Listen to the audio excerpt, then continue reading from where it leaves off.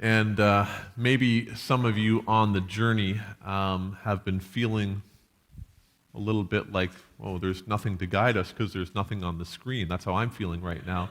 But it'll come eventually. So you're going to have to imagine with me that on the screen is a picture of Mrs. Moses. And after 39 and a half years of wandering in the desert, Mrs. Moses is the one who secretly asks for directions. Because Moses, for 40 years has been wandering around directionless. And so the picture is this. There's Moses saying, "Follow me," but Mrs. Moses is the one that's actually daring to ask for directions. I'm not going to make this a male-female thing, but what I am going to suggest is those of you that are wondering, I finally did ask for directions, and I found out that there are actually more books to the Old Testament than just Exodus. Some of you know that we've been in Exodus since, October. We took a little break over Christmas, and we're going to look at Numbers, but we're still really in the Exodus story. So we haven't really moved that far along, that far away, but we're still in the wilderness. Before we read, we're going to read from Numbers 13. Before we read God's Word, let's pray together. We need you, God.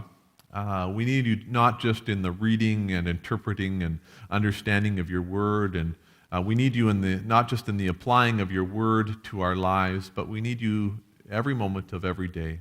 And we pray that, again, this morning, our worship and your Word, the power of your Spirit would make a difference in our lives so that we can live thankfully, demonstrating our gratitude for your love to us in Jesus Christ.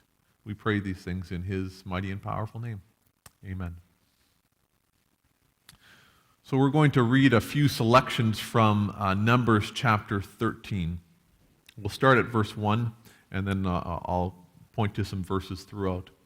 The Lord said to Moses, "Send some men to explore the land of Canaan, which I am giving to the Israelites. From each ancestral tribe send one of its leaders." So at the Lord's command, Moses sent them out from the desert of Paran. All of them were leaders of the Israelites. And then ahead to verse 17. When Moses sent them to explore Canaan, he said, "Go up through the Negev and on into the hill country. See what the land is like and whether the people who live there are strong or weak, few or many. What kind of land do they live in? Is it good or bad? What kind of towns do they live in? Are they unwalled or fortified? How's the soil? Is it fertile or poor? Are there trees in it or not? Do your best to bring back some of the fruit of the land." It was the season for the first ripe grapes. So they went up and explored the land from the desert of Zin as far as Rehob towards Lebo Hamath. They went up through the Negev and came to Hebron, where Ahiman, Sheshi, and Talmai, the descendants of Anak, lived. Hebron had been built 7 years before Zoan in Egypt. When they reached the valley of Eshcol, they cut off a branch bearing a single cluster of grapes. 2 of them carried it on a pole between them, along with some pomegranates and figs. That place was called the Valley of Eshcol because of the cluster of grapes the Israelites cut there. At the end of 40 days, they returned from exploring the land. They came back to Moses and Aaron and the whole Israelite community at Kadesh in the desert of Paran. There they reported to them and to the whole assembly and showed them the fruit of the land. They gave Moses this account.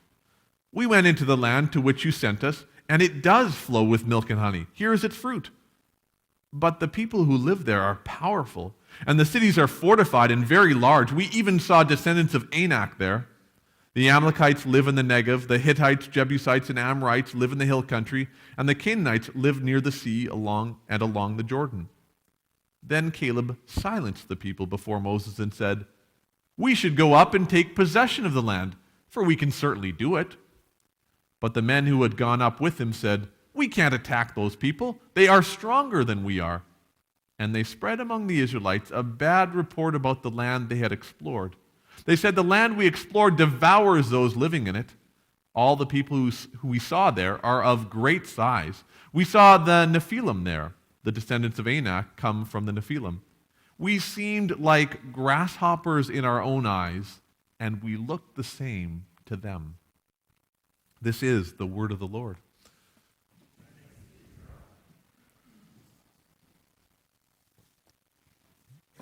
So there's also an outline in your bulletin if you would find that helpful. You'll find it near the back of the bulletin. This past week, I received an email from Kevin and Wilma Vanderleek. Kevin and Wilma went along with us on our trip to Egypt, Israel, and Jordan.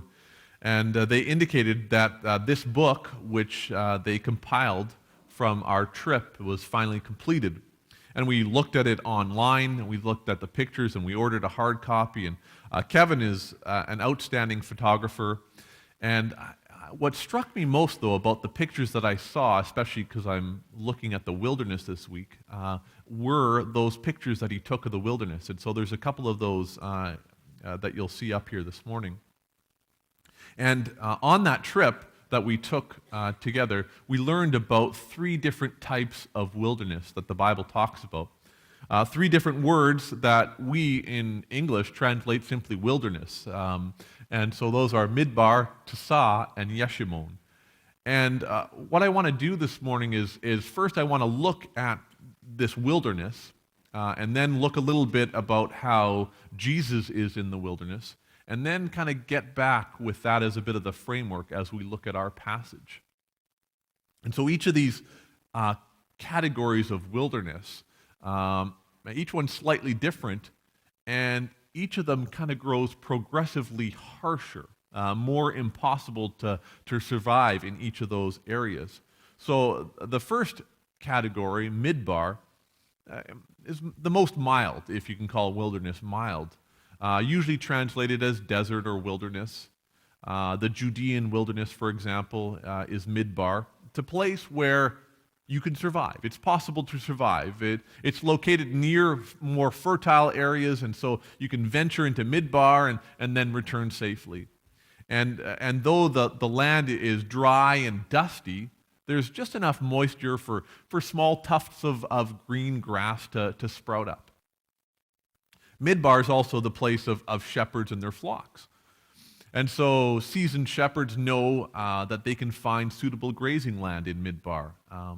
And sheep feed there one mouthful at a time.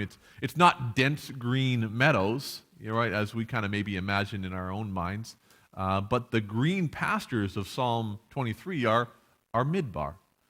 And this is the wilderness that the psalmist describes in his picture of a shepherd God.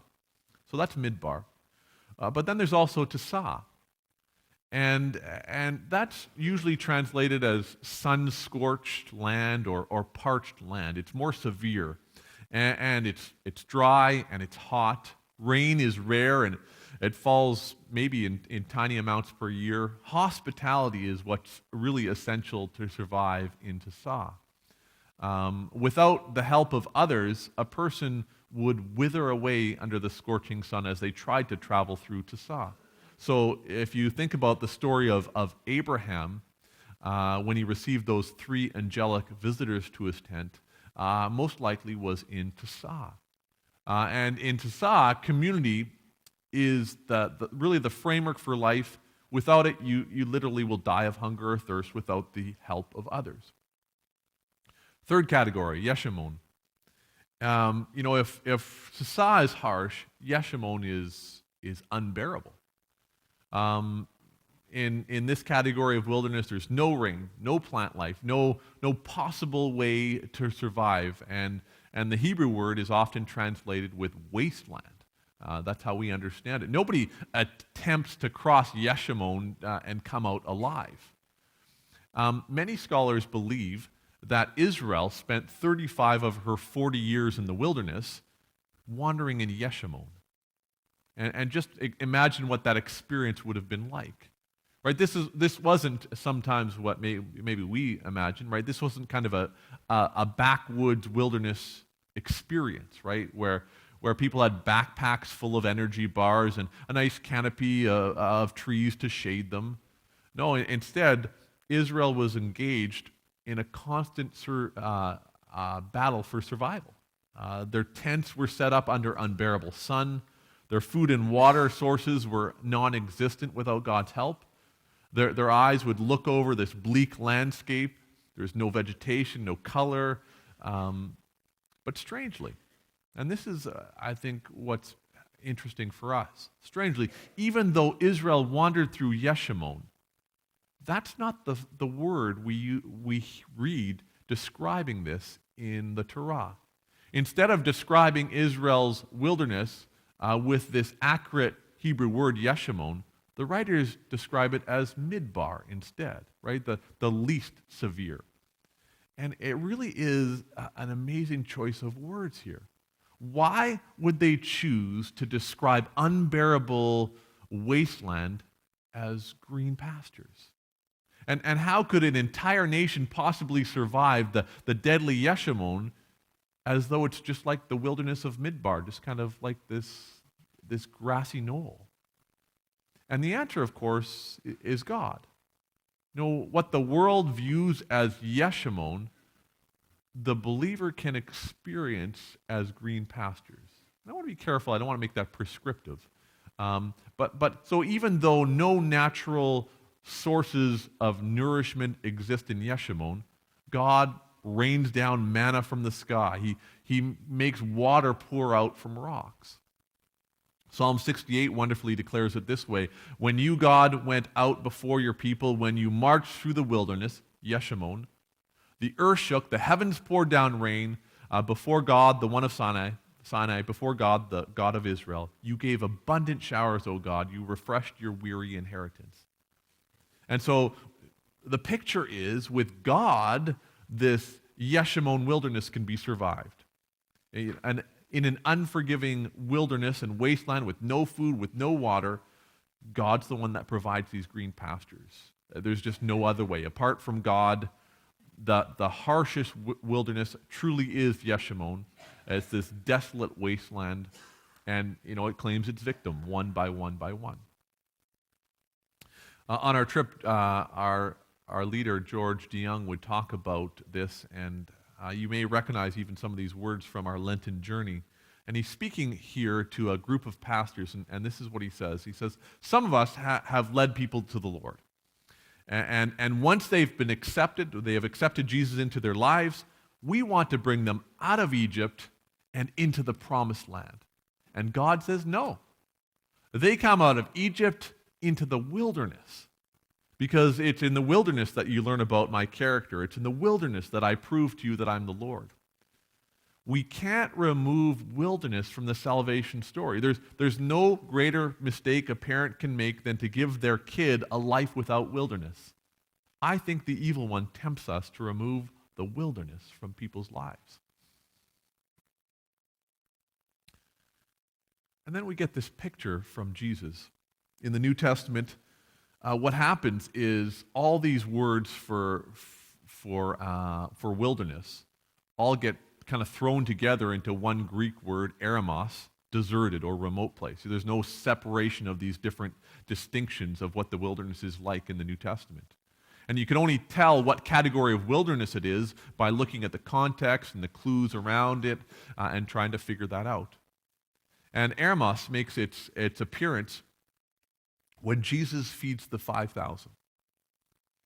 So you know the story of the feeding of the 5,000. It's been this long day of teaching, and as evening approaches, the disciples say, well, this is a remote place, right? This is eremos, and it's already very late. Send the people away so that they can go to the surrounding areas and the villages and buy themselves something to eat. And Jesus asks his disciples if they plan to buy food for the crowd, and the disciples, they balk at the cost, right? Now, what Jesus does then is he takes a boy's lunch and he transforms it into this feast to feed thousands. Now, if this event were taking place in Midbar wilderness, right, the least oppressive, then the people would have found food much more easily accessible.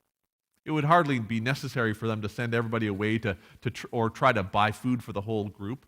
Most of them would have been able to find food. So most likely, what Mark intends for us to understand when he talks about eremos, with the wilderness here, is that this takes place